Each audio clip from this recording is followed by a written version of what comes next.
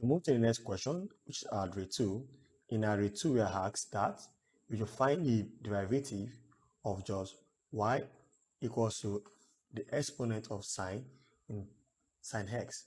So this case, we have used first derivative. In this case, it means I'm going to have that y equals to e, then we have sine x.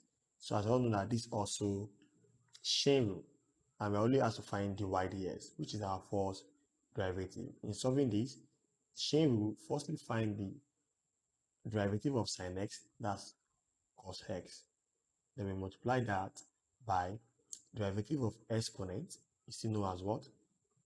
The exponent, then return back the sine x. So the answer to this is cos x e, the exponent of sine x. So this is our answer if we are dealing with first derivative. Let's look at the option whether we have such an answer. So the right answer is option B. Okay, move to the next question, which is array 3.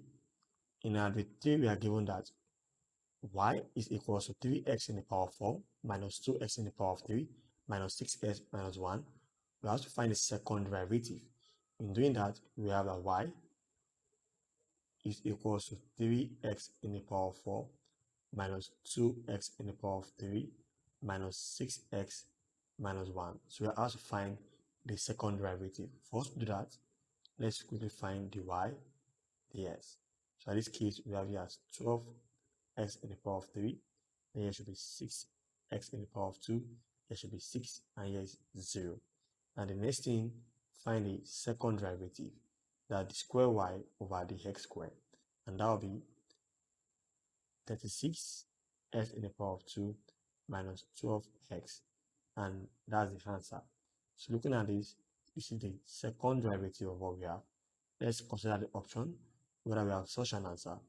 Coming down to the option, the right answer stands for option B.